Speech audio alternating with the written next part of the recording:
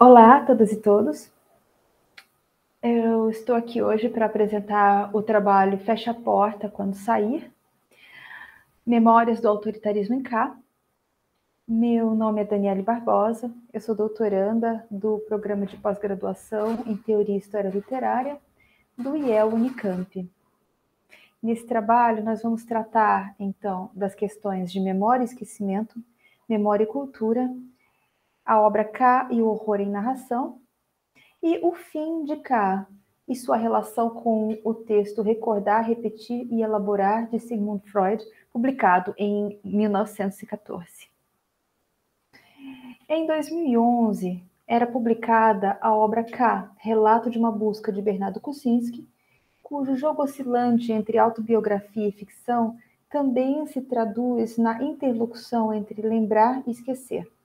A narrativa do desaparecimento de Ana, sua irmã, durante a ditadura brasileira, a busca do pai Maier e a narração de seu irmão Bernardo, que dá voz ao pai na demonstração da importância das memórias políticas em questão, se soma a essa dualidade entre os gêneros presentes, tanto o gênero ficcional quanto a autobiografia, de forma a tornar instigante uma breve investigação sobre o acesso à memória a partir da experiência autoritarista e, da mesma forma, da transmissão da memória por meio da percepção da experiência coletiva e da individuação dos efeitos dessa memória, o que aqui nós vamos tratar como vivência e reminiscência. Assim, a partir do contexto da ditadura militar brasileira, a trama expõe a dor da memória enterrada, mas que não foi apaziguada. As ferramentas narrativas movimentadas por Kucinski levantam importantes questões sobre a natureza e as origens da memória, do papel do narrador e sobre também o acesso do consciente aos mecanismos tanto do lembrar quanto do esquecer. Como adendo à questão da memória, eu acho importante trazer aqui a questão da citação de Sérgio Rouanet, que foi retirada do livro Édipo e o Anjo. A memória e a consciência pertencem a sistemas incompatíveis, e uma excitação não pode, no mesmo sistema, tornar-se consciente e deixar traços nêmicos, o que significa que quando uma excitação externa é captada de forma consciente pelo sistema percepção-consciência, ela, por assim dizer, se evapora no ato mesmo da tomada da consciência, sem ser incorporada à memória. É o que Freud, ainda segundo Benjamin, chama e resume na fórmula de que a consciência nasce onde acaba o traço nêmico. Já com o Walter Benjamin, eu gostaria de trazer a ideia de como a experiência proporcionada pelos regimes violentos tem a sua narração prejudicada pela pobreza da transmissão da memória, muito devido às condições de formação dessa memória e ao ambiente no qual ela se formou. Não se notou ao final da guerra que os combatentes voltavam mudos do campo de batalha, não mais ricos, e sim mais pobres em experiência comunicável? E o que se derramou 10 anos depois na enxurrada de livros sobre a guerra nada tinha em comum com uma experiência transmitida de boca em boca. Essa é uma citação interessante para que nós possamos também observar as dificuldades da narração de Maier, o pai, que faz grande parte da narração do texto, a sua dificuldade narrativa, a dificuldade que ele tem em lembrar, em elaborar e em transmitir os elementos dessa memória. É preciso, então, lembrar para esquecer, já que a memória como categoria trata da condição humana, diferentemente da vivência ou da reminiscência, que são da ordem particular. A memória a ser narrada, segundo Walter Benjamin, é a memória constituída a partir das transformações sociais, dos elementos de formação das aderências sociais e da constituição da identidade. Muito importante também é a participação e a posição do elemento plateia nesse esquema. Pelo estudo da tragédia como o gênero inaugural da condição humana, Hannah Arendt apresenta um sistema no qual a memória passaria não apenas pelo ato de contar, mas pela recepção coletiva. O coletivo teria, então, uma responsabilidade formativa com relação à memória, uma vez que somente na aderência ela passa a compor o simbólico representativo de uma sociedade. Da mesma forma, há diferença entre o narrador-contador e o autor-historiador. O historiador propõe a memória de longo prazo, aquela que traz em si um contingente universal pedagógico e formativo da orientação das novas memórias. E apenas quando essas memórias entram na composição desse imaginário simbólico é que passam realmente a significar para além do indivíduo.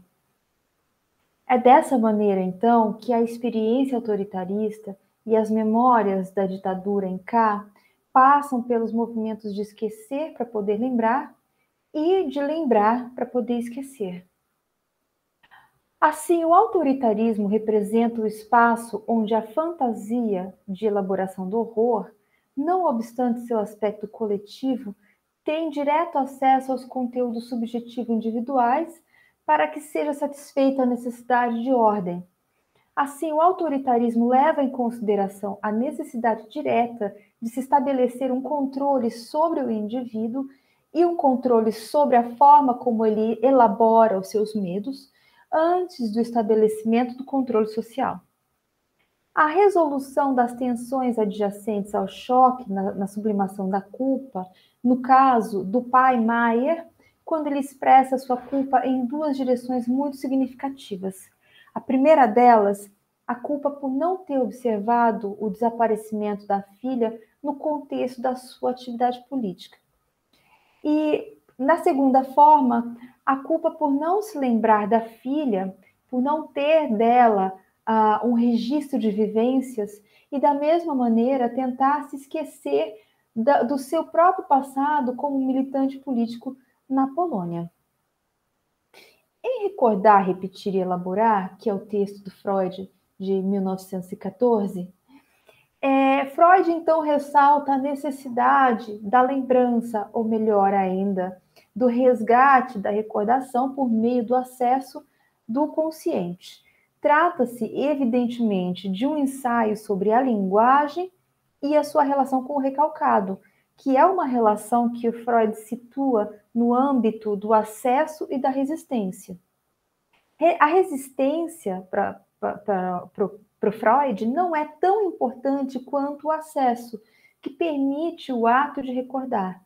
E recordar, por sua vez, é a ação do acesso para a produção de um novo projeto que tem por objetivo modificações, transformações na performance.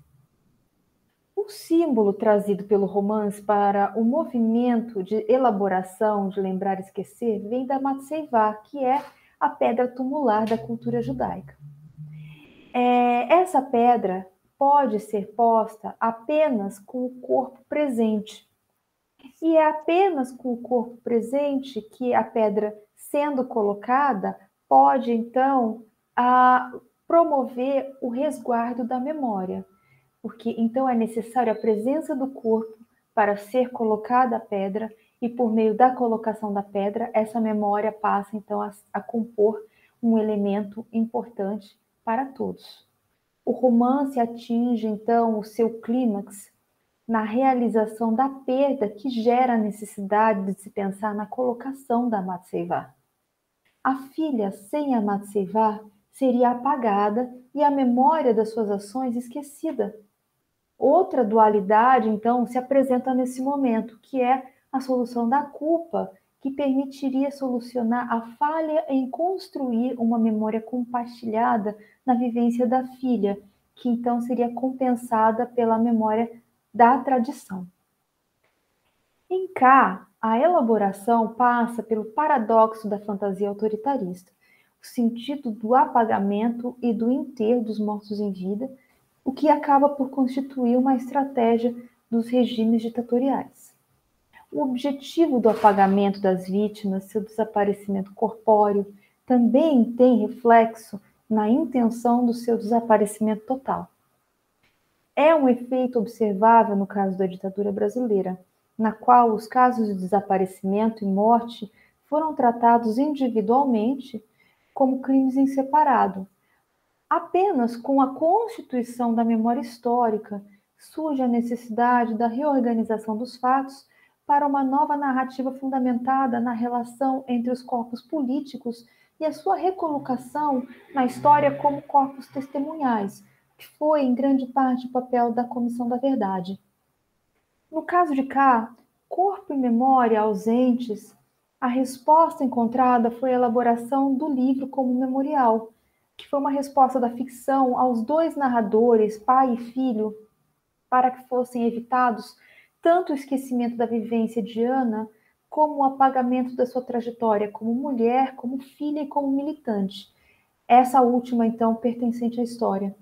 Assim, a memória se reconecta à cultura e alija a fantasia autoritarista, a qual se encontrava, então, atrelada.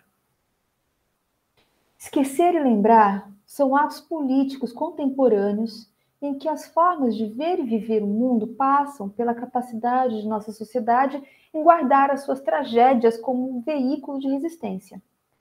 Resistir aqui em um sentido muito para além do freudiano, como uma forma de assumir o controle sobre os processos pelos quais criamos nossas histórias, como narramos nossos passados e reconstituímos os nossos ossos partidos. Permanece, entretanto, a pergunta: por que é que há, ainda hoje, adesão aos projetos de claro viés destruidor e promotor da contínua violência institucional? Uma resposta para isso poderia vir do texto de Adorno, Educação em Auschwitz, onde ele diz que que não seria possível nenhuma atividade de narração após Auschwitz. Nós não sobrevivemos a Auschwitz. Nós não podemos sair e, por isso, talvez se torna impossível fechar a porta da nossa relação com os regimes autoritaristas. Eu deixo aqui algumas das referências que utilizei na confecção dessa apresentação, referências essas que eu uso tanto aqui na apresentação oral quanto no texto escrito e na preparação do capítulo da minha tese. E também coloco aqui o meu e-mail para possíveis conversas posteriores ou dúvidas que possam ter surgido em relação a essa apresentação. Muito obrigada a todas e todos e agradeço muitíssimo a organização do evento por essa oportunidade.